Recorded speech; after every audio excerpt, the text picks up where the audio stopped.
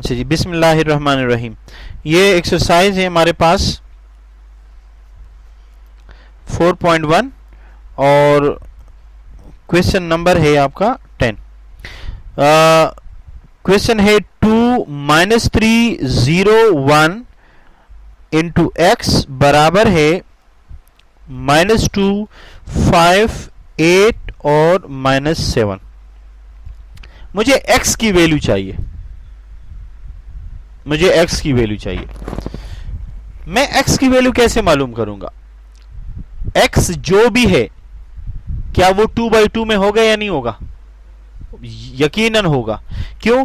ये मैट्रिक्स कितना है? 2/2 है, यानी 2 रोज 2 कॉलम है, तो इस x के अंदर भी 2 रोज और 2 कॉलम होनी चाहिए।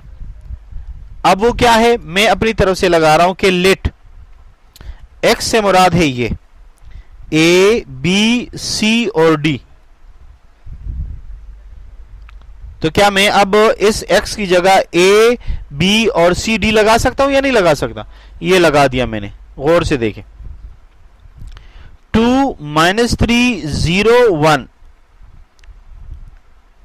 और यहां पे मैंने लगा दिया A, B, C और D, और यहां पर मैंने लगा दिया -2 5 8 और -7। कहीं गबला तो नहीं क्या? अब मैं इसको मल्टीप्लाई करूंगा, क्योंकि मुझे मल्टीप्लाई का तरीका तो आता है। बताए आता है या नहीं? क्या करूंगा? पहले रो को पहले कॉलम से, तो पहले रो में पहला क्या है और पहले a, तो ये रहा 2a। फिर इसके बाद -3 को c के साथ, तो -3c। गलत तो नहीं किया? उसके बाद देखें 2 को b से मल्टीप्लाई करूंगा तो आएगा 2b, और 3 को d के साथ करूंगा -3d। अब 0 को a से करूंगा तो 0a लगाना नहीं चाहिए, लेकिन लगा दिया मैंने, और 1 को c के साथ करूंगा तो 1c। 1 भी नहीं लगाते पर मैंने लगा दिया ताकि आप आगे के लिए क्लियर हो। 0 इंटू b 0b और 1 into d means 1 into d। गौर से देखिए, 1 नहीं लगाते पर मैंने लगा दिया ताकि आप आसानी से समझ जाएं। यहां तक क्लियर हो गया?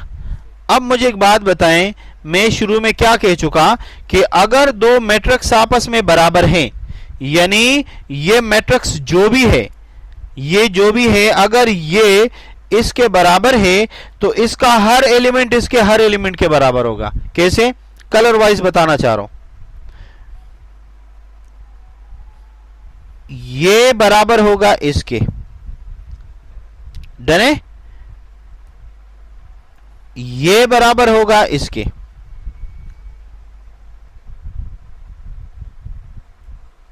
ये बराबर होगा इसके, और ये बराबर होगा इसके। बात क्लियर है? किधर से पता चल रहा है भाई? यहां से पता चल रहा है।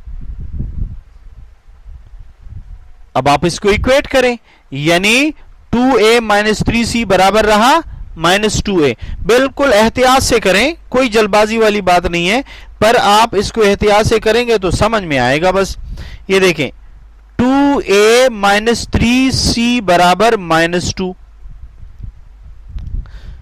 और देखें 2b - 3d किसके बराबर हो जाएगा? वासिफ समझ में आ रहा है ना? ये 2b - 3d, ये रहा 2b - 3d। शेरदुल खान किसके बराबर? 5 के बराबर। और यहां पर अब 0 लिखने की जरूरत तो नहीं है। हाँ हमजा, क्या लिखूंगा? ओनली c किसके बराबर? 8 के बराबर। और इस 0 की भी लगाने की जरूरत नहीं है, तो d ओनली बराबर। अब जरा देखें, अगर इस c को यहां लगा दूं और इस d को यहां लगा दूं, तो मेरे ख्याल में यहां पर b मिल जाएगा, यहां पर a मिल जाएगा। मिलेगा या नहीं? ओके, जरा देखें, मैं यहां देखें, यहां पे क्या करना चाह रहा हूं? मैं करना चाह रहा हूं 2a - 3 इंटू 8 लगा दिया, -2। सही है। अब ये बना मेरे पास 2a माइनस 8 को 3 से मल्टीप्लाई करूंगा तो क्या आएगा,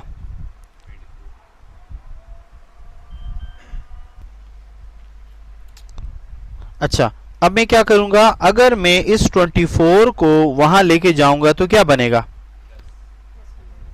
2a बराबर -2 प्लस 24, या 2a बराबर 24 से -2 निकलेगा तो क्या बनेगा बेटा, 22। और अगर मैं a से डिवाइड करूं फिर, ये सॉरी 2 से डिवाइड करूं फिर, तो a बराबर कितना रहा, 11 रहा। बात समझ में आई। अब आए जरा दूसरी तरफ। अब दूसरी तरफ में देखें, जब मैं इस d की वैल्यू को सब्स्टिट्यूट करता हूं तो मुझे क्या मिलेगा, मुझे मिलता है 2b माइनस 3 इंटू डी की जगह क्या लगाऊं, -7 लगाया इक्वल्स टू 5। फिर 2b अपनी जगह लगाया, ये माइनस और माइनस दोनों आपस में प्लस हुए और ये रहा 21 बराबर 5, या 2b बराबर रहा 5 माइनस 21। अगर इसको यहां लेके आऊंगा तो ये वाला साइन चेंज हो जाएगा। अब मेरे पास क्या है, 2b बराबर रहा 21 से 5 निकालूंगा तो क्या बचेगा, 16, माइनस या प्लस, -16। और इसी तरह आपके पास b की वैल्यू -16 डिवाइडेड बाई 2, मतलब जी समझा नहीं, क्या बोले, एक थप्पड़ मारूंगा तुम्हें मैं, 24 का सिंबल लगाऊंगा, -2 का सिंबल लगाऊंगा, हाँ तो क्या करूं, उसको माइनस लगा दूं, नालायक। b बराबर है ये -8। अब आप देखें सारी चीजें आपके सामने आई, क्या हमें a चाहिए था, ये है, हमें b चाहिए, ये है, हमें c चाहिए, ये है, हमें d चाहिए, ये है। तो जो x की जगह आपने लगानी है वो क्या है, वो था ये, x बराबर किसका था, a b c और d। तो क्या निकला, a बराबर 11, b बराबर -8, c बराबर 8 और this is -7 and this is your require x। ये बात समझ में आई क्या नहीं। तो उसने आपसे क्या कहा था, find the value of x, और इसी तरह x की वैल्यू आपको मिल गई। बात क्लियर हो गई क्या नहीं, कोई घपला तो नहीं होगा, हाँ जी, डन है, ओके।